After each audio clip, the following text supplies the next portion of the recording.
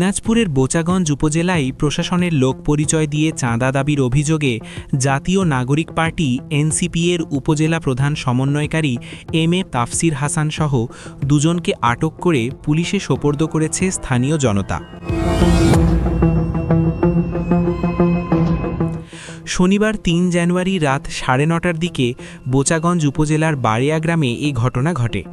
আটকরা হলেন বোচাগঞ্জ উপজেলার Dhantala college road এলাকার মৃত শমশের আলীর ছেলে এম.এ. তাফসির হাসান এবং ভরোরা গ্রামের আব্দুল করিমের ছেলে মঞ্জুর আলম।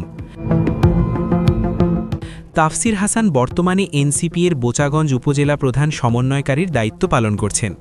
তিনি ত্রয়োদশ জাতীয় সংসদ নির্বাচনে অংশগ্রহণের উদ্দেশ্যে এনসিপি-এর মনোনয়নপত্র সংগ্রহ করলেও শেষ পর্যন্ত তা দাখিল করেননি। ঘটনার পরদিন রোববার ৪ জানুয়ারি সকালে বারেয়া গ্রামের মৃত সাকুরারাম রায়ের ছিলে সন্তোষ কুমার রায় বাদী হয়ে বোচাগঞ্জ থানায় একটি চাঁদাবাজির মামলা দায়ের করেন। মামলার এজাহার সূত্রে জানা যায়, শনিবার রাত আনুমানিক ৮টার দিকে বাদী ও তার পরিবারের সদস্যরা রাতের খাবার শেষে ঘুমিয়ে পড়েন।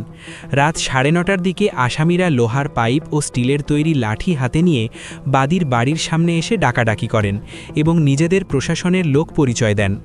গেট খুলে দিলে তারা বাড়ির ভেতরে প্রবেশ করে বাদীর বড় ভাই পরিমল চন্দ্র রায়কে খুঁজতে থাকেন এবং ঘরের বিভিন্ন আসবাবপত্র এলোমেলো করেন।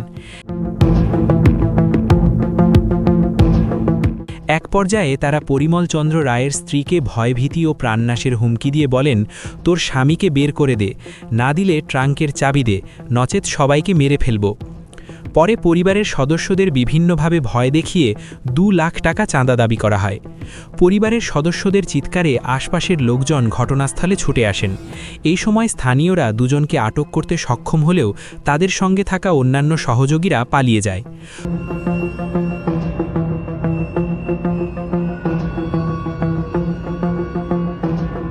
পরে আটক দুজনকে বোচাগঞ্জ থানা পুলিশের কাছে সোপর্দ করা হয়।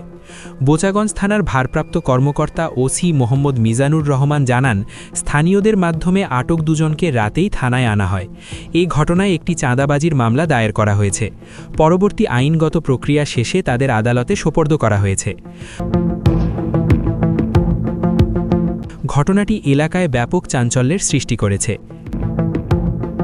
News desk, Hindus news, Dhaka.